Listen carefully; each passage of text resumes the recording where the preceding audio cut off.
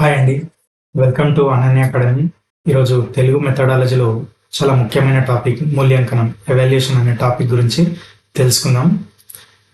ఈ వీడియో మీకు నచ్చినట్లయితే లైక్ చేయండి, షేర్ చేయండి, అలాగే సబ్స్క్రైబ్ చేయడం మాత్రం మర్చిపోద్దు. ఈ వీడియో డిస్క్రిప్షన్లో మీకు టెట్ మరియు డేసిక్ సంబంధించిన టెస్ట్ లింకులు కూడా ఇవ్వడం జరిగింది. ఆ టెస్ట్లు కూడా రాసుకొని మీ స్కోర్ను ఇంప్రూవ్ చేసుకోగలరు. అంతర్గత మూల్య నిర్ధారణ వలన ప్రయోజనాలు.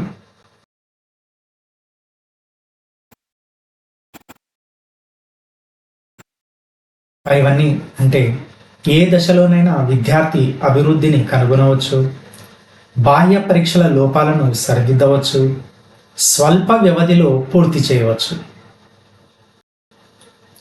నిర్ణీత కాల వ్యవధుల్లో మూల్యాంకన సాధనాలను ఎన్ని వ్యయాలు నిర్వహించినను ఒకే విధమైన ఫలితాలు రావడం.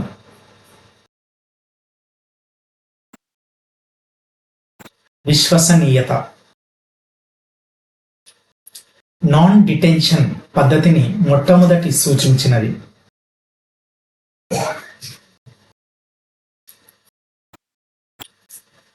కొఠారి కమిటీ. ఎంచుకునే రకం ప్రశ్నలు అని వేనిని అందురు.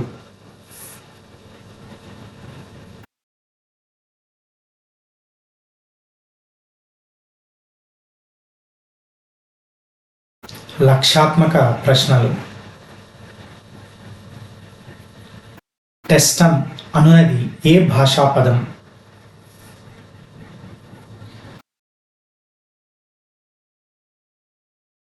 లాటిన్. లక్ష్యాత్మక లక్షణాలు.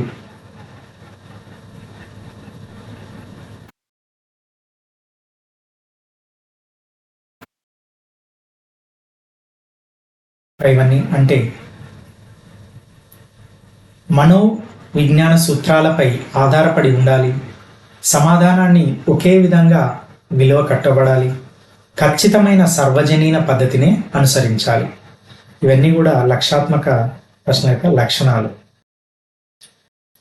ఒక భాషోపాధ్యాయుడు మూల్యాంకనం ఎప్పుడు నిర్వహించాలి?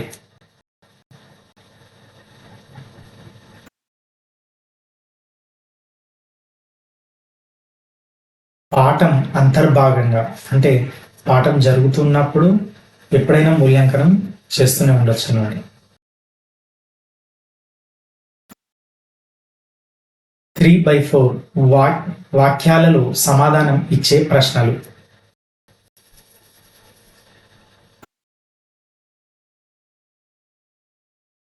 లఘోత్తర ప్రశ్నలు.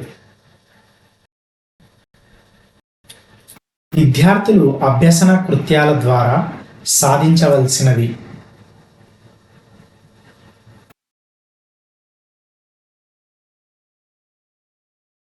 ఏది కాదు. మూల్యాంకనం అనున్నది ఒక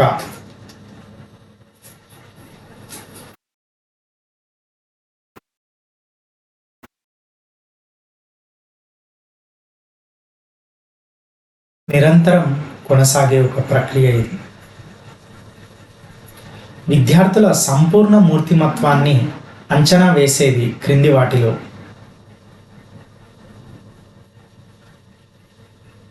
మూల్యాంకనం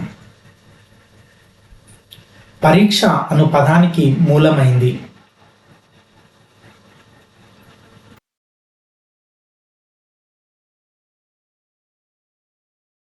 ఎగ్జామిన్ సాంప్రదాయ పద్ధతుల ద్వారా ఈ క్రింది వాటిలో వేటిని నిర్వహిస్తారు?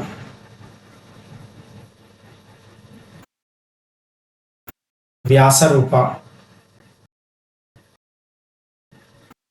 వ్యక్తిగత ఆపేక్ష నిరపేక్షలకు అతీతమై మదింపు చేసే ఏ అంశంపై కూడా ఇతర ప్రభావాలేమీ పడకుండా జాగ్రత్త పడటమే.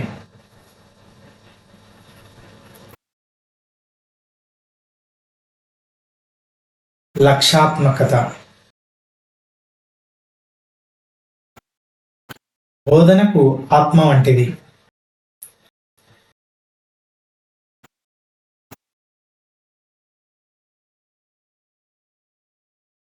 లక్ష్యం.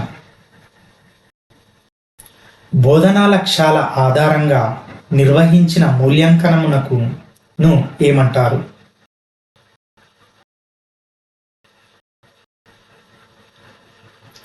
లక్ష్యాధార. లక్ష్యాత్మక ప్రశ్నల వలన కలుగు ప్రయోజనం క్రింది వాటిలో ఏది?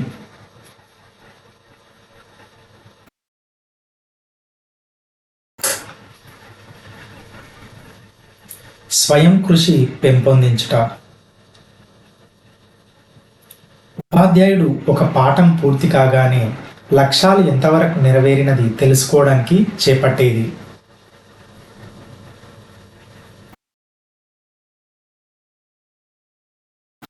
నిర్మాణాత్మక మూల్యాంకనం.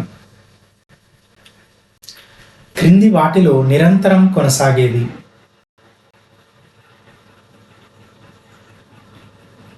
మూల్యాంకనం. లక్ష్యాత్మక ప్రశ్నలలోని లోపాలు.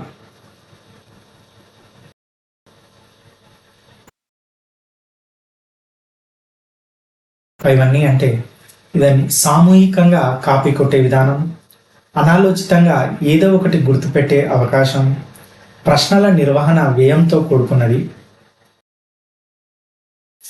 మూల్యాంకనం దేనిపై ఆధారపడి ఉంటుంది?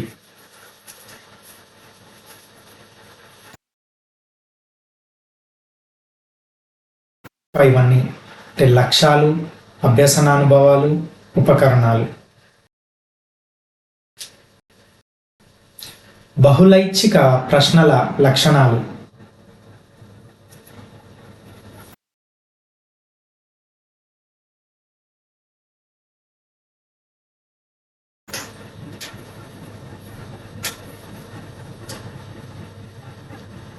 ఇవన్నీ అంటే ప్రశ్న రూపకంగా, వ్యాసరూపకంగా లేదా ఖాళీ స్థలాన్ని పూరించేదిగా ఉంటుంది. ప్రతి ప్రశ్నకు 4 సమాధానాలు ఉండాలి. 4 సరైన సమాధానాల్లో 1 మాత్రమేనా ఒప్పుగా ఉంటుంది. స్వల్ప వ్యవధిలో ఎలాంటి సాంప్రదాయాలు పాటించవలసిన అవసరం లేనివి.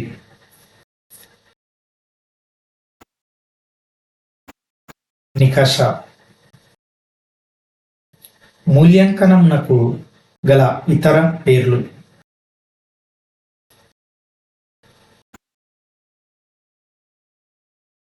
ఇవన్నీ అంటే పరిగణనం, మదింపు, పరీక్ష.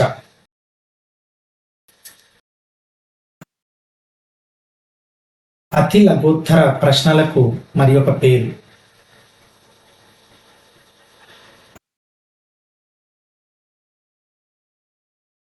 ఏకపద సమాధానం. భాషలో శ్రవణం, భాషణం, పఠనం, లేఖనం మొదలైన నైపుణ్యాలలో నిత్యం జరుగుతున్న మార్పులను నిర్ధారణ చేసి విద్యార్థుల భాషా వికాసానికి తోడ్పడేది.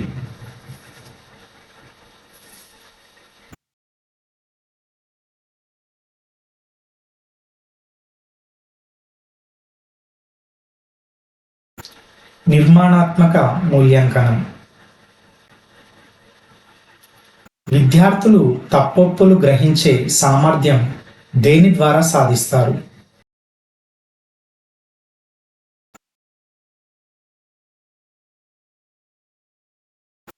లక్ష్యాత్మక ప్రశ్నలు.